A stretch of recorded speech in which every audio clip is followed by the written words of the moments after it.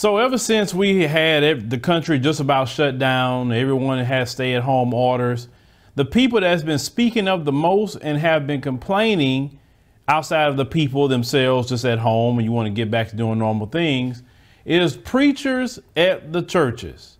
We have covered a few preachers have said, like Kenneth Copeland, don't you stop giving your tithes, even though we have 22 million Americans out of work. Well, we have another video that came out by a preacher by the name of Pastor Tony Spell. Now, he's out of Louisiana, and he's the pastor of Life Tabernacle Church. Now, many people have recently received their stimulus check, and if you have not received yours, you should be getting it any time now. And this pastor says he wanted to have a particular challenge toward people in this country with their stimulus check. But I want you to hear the pastor out of his own mouth tell you what you should do for the church with your stimulus check. Let's roll that clip. Pastor Spell Stimulus Challenge. 3 rules. Number 1, April the 19th, 2020. It begins. Rule number 2, donate your stimulus money. Rule number 3, donate it to evangelists, North American evangelists who haven't had an offering in a month, missionaries who haven't had an offering in a month, music ministers who haven't had an offering in a month. I'm donating my entire stimulus, $1,200. My wife is donating her stimulus, $1,200. My son is donating his stimulus, $600. Hashtag Pastor Spell Stimulus Challenge. If you don't have a church, give through my website.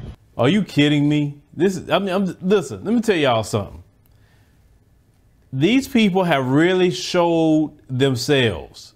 This coronavirus situation has exposed a lot of people, a lot of industries. It has exposed this country itself and how they throw up an illusion like they have money and that we're rich, but yet if we don't work for 1 or 2 months, the country is about to go to the dogs because we are a debtor nation. That's why you have to stay working. Anyone who's in debt, no, you got to stay working. When you have a surplus, you don't have to work that hard because you already got your war chest, right? But these preachers highly depend on those people coming into the door houses of those churches. We have seen people who have defied these stay-at-home orders have people come to their churches and people have been getting the coronavirus. We just had a story about Brother Nathaniel where the bishop got the coronavirus after defying a stay-at-home order. Now, he says, and you heard him, that music ministers, evangelists, etc., haven't got an offering within a month. Or a pastor, let me ask you a question. Have you got rid of the part of the Bible that says if you don't work, you don't eat? Have you got rid of that part?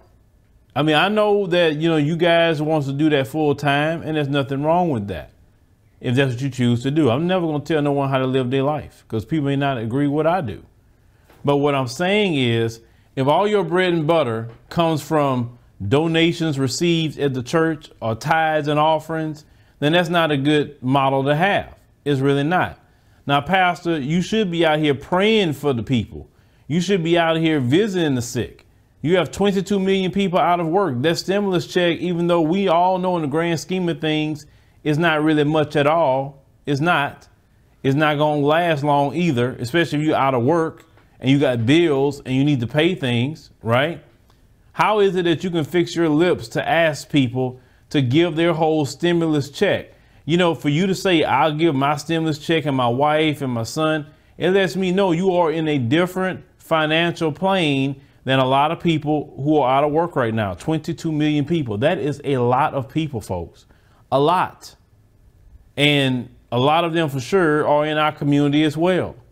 And I cover these preachers because black folks go to people like him and be in his church and be happy there and giving the tithes and offerings, etc.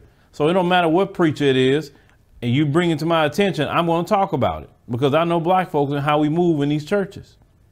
Now, this preacher ought to feel shame of himself. He really should. People, don't know if they're going to go back to work. Some people are furloughed, and what he do in the state of Louisiana, that's where he's at. he's going to ask them for their stimulus checks. So what's going to happen after they give it to you? You going to pay their bills? Are you going to feed their children? Well, what are you going to do? You going to pay their car notes, the insurance, health insurance if they had it? Are you going to do anything for them? Or you just want to take their stuff too? The little bit of check that they're getting from the government, you want it because you didn't get a donation within a month. See, they feel entitled to your tithes and offerings. It lets you know that they're not doing nothing for God. They're doing it for themselves. Because if they were doing something for God, God don't need nobody's money anyway. Because God owns everything, right? So why do this man need your money so bad? It shows that he don't believe in God either. Because didn't the Bible teach that God will provide? Didn't it teach that? So why is he on here trying to put out a challenge for you to give him his money? He don't want to say tithes, he say stimulus challenge. Well, these preachers here, like I said, they are exposing themselves, and this is a good thing. And a lot of y'all wants to go run back into these church houses. Y'all can't wait to get there. Y'all can't wait till these lockdowns are lifted. Can't wait. I just saw another story of a lawyer that went to a church Palm Sunday, defying stay-at-home orders. And what happened to him? He came down with the coronavirus. Maybe, just maybe, God trying to tell y'all something about going to these church houses the way y'all doing. Just maybe God himself is busting y'all out and saying that y'all not doing the true things of the Bible. Because you know what? People may disagree with the Hebrew Israelites, but one thing I can say about them brothers out on the street, they in the highways and the byways talking to people. You don't see guys like him out there doing that. You don't see none of them. They look cleaner than Clorox. Not a hair out of place. Their shirts are crisp and ironed. They don't roll their sleeves up and do anything. But they'll get on video, want your stimulus check. That is utterly sad. But leave me a comment, ladies and gentlemen. Let me know what you think about this pastor asking people to literally give him $1,200 of their stimulus check, even though people without a job right now, he's asking possibly 22 million people to give money that they just don't have right now, just because they haven't received a donation within a month.